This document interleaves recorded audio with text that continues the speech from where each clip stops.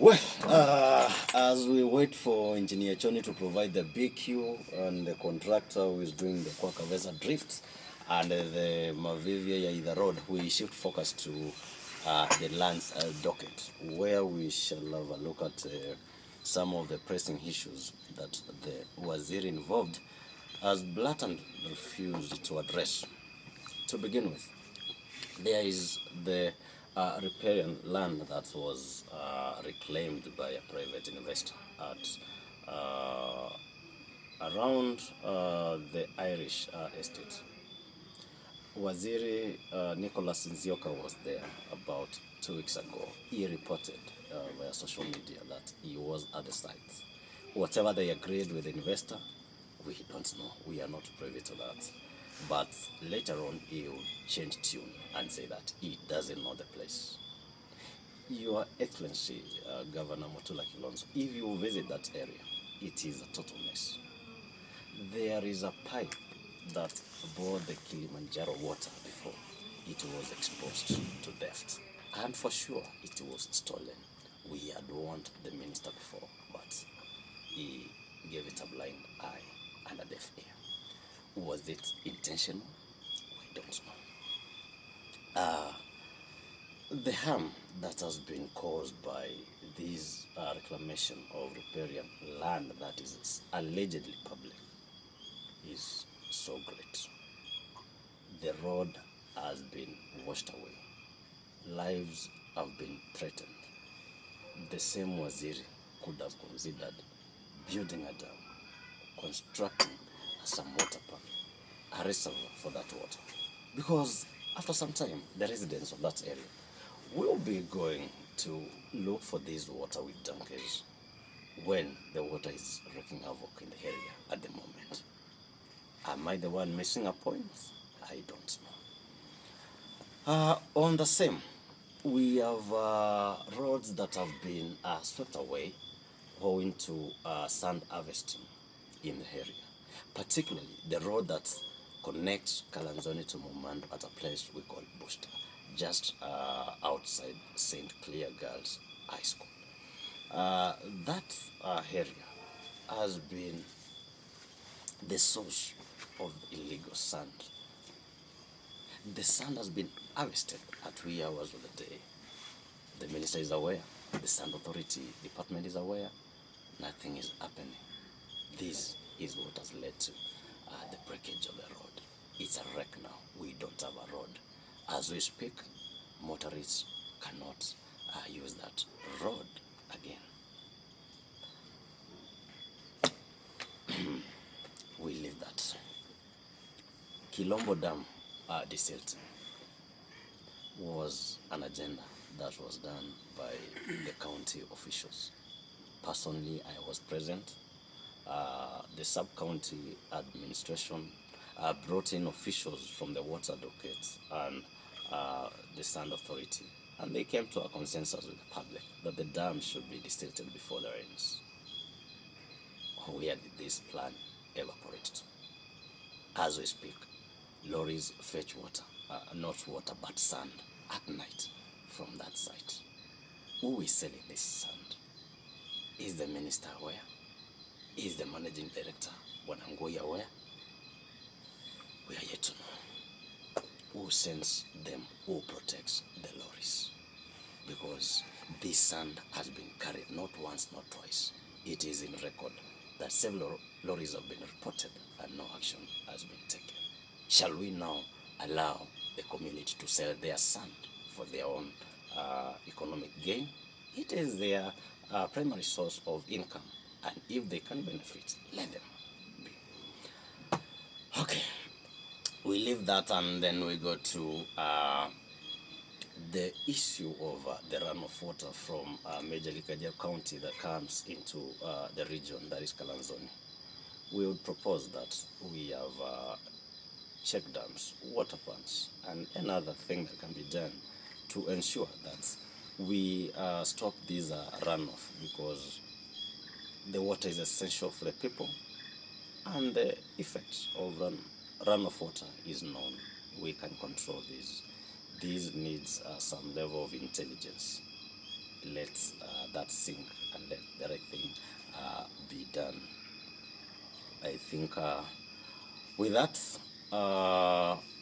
we shall leave it to you, Your Excellency the Governor, to see to it that responsibility and diligence is done so that you save your people. I know it's a matter that you are much aware about, and I'm optimistic that you take the right steps to ensure that procedure is followed. I think with that, we would like to just tell the minister involved to just stand up and ensure that there is diligence in his operation. The way he addresses the common mwananchi when faced with questions regarding his services is not one of the best. I think is something he needs to review. We saw a clip where he harassed one of the youth leaders at a function in Mutitondei, switching off the microphone because they did not get down well with what this leader was saying. That is what we call a retrogressive politics, and it must come to an end. We take another break. We'll be back with more, and I think we'll be doing the last bit, and then we conclude this show. Well, I think that was enough commercial break to give Waziri Nicholas time to look at the plundering and theft of the Kilimanjaro water pipe and some other materials at where we call Katuma. I think he will know where that is because he had been warned before. Next is the MCA Kalanzoni Keyword Honorable Justus Mwema Mwanzia. We begin with your involvement in the construction, or rather repair, of Lake Oil Kalanzoni Road. I was there, I was present, and I witnessed. You are too much involved in the official and maybe the initial stages of procurement. Thereafter, you would get lost. My question is, you are supposed to oversee and represent your people. To date, the PMC has not received any penny despite promises from Waziri Choni that their dues will be dealt with within no time. This being a project without a budget, it is clear, and you agree with me, that you collected some people from a source that we are yet to identify and brought them as workers at the site, and you paid them 500 Kenya shillings each after working for a limited period of time, less than 5 hours. We'll be able to quantify the time. If you had no budget yourself, where did you get the funds to pay these people who are unknown to the PMC? Is it that the funds that were set for the PMC were used to pay your proxies in this contract? That is done. We'll talk about the Maram procurement in the process later. I believe you are also involved, but that will be covered in the comprehensive report. I shift focus to Kwakaweza Drift. Kwakaweza Drift connects Salama through Mavivie, Ngini, and Kalanzoni to Mumando. been more than 2 years that the drift is no longer there. You have made promises for the last 1 year that this drift will be done, despite the allocation of 10 million to the drift. You came in and said that these drifts had been allocated the money and works would commence sometimes last year.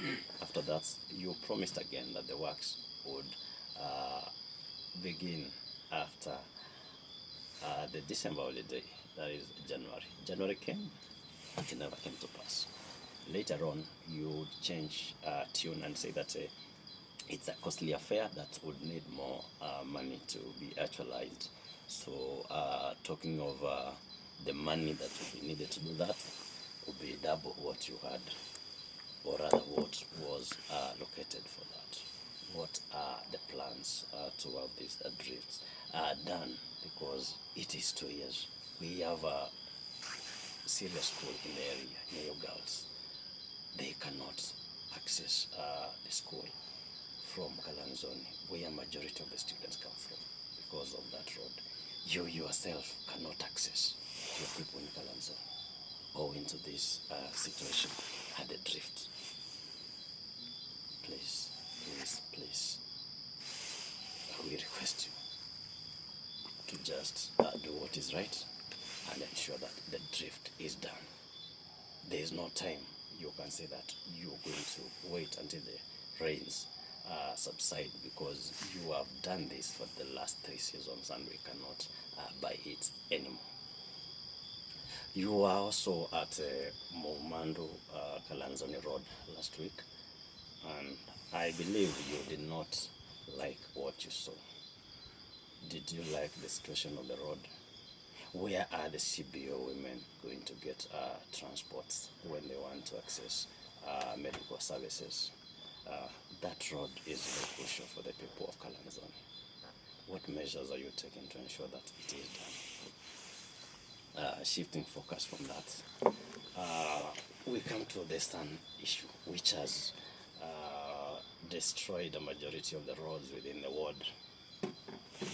It is alleged that you own a truck that ferries sand from within the ward to various destinations. That has been confirmed even by the County Assembly Committee on Environment. That is personal business. But is it moral? Is it right? Is it leadership by a good example?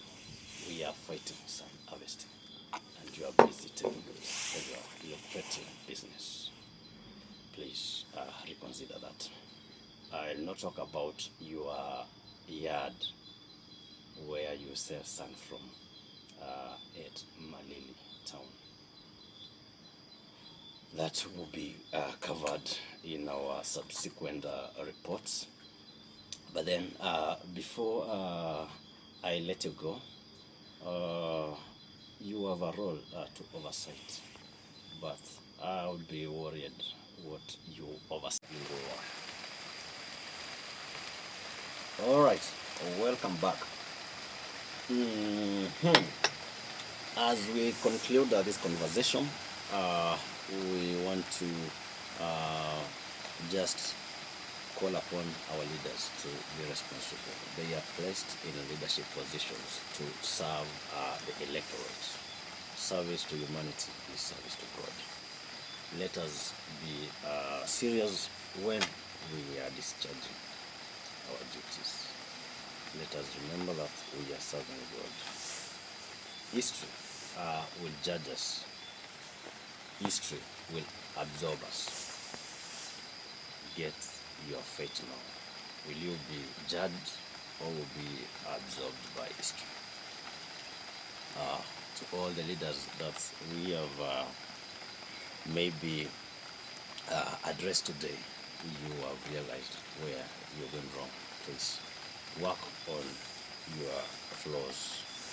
Work on your areas that we have just mentioned that you need to improve. Waziri Choni, we just need good roads.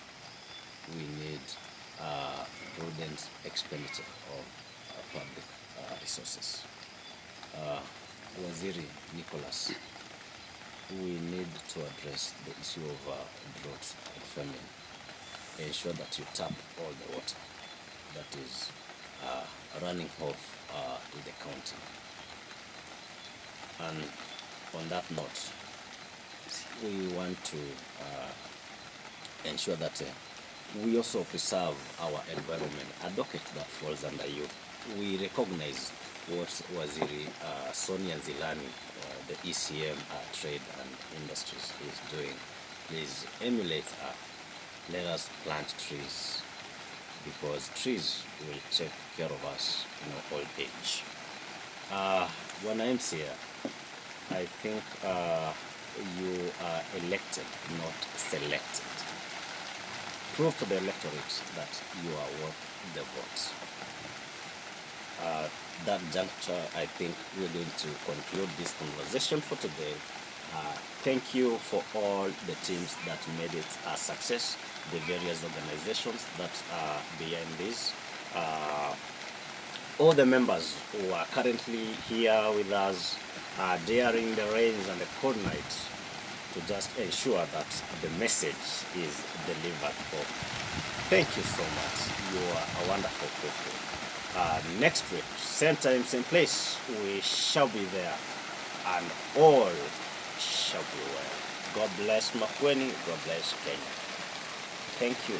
Fanta love.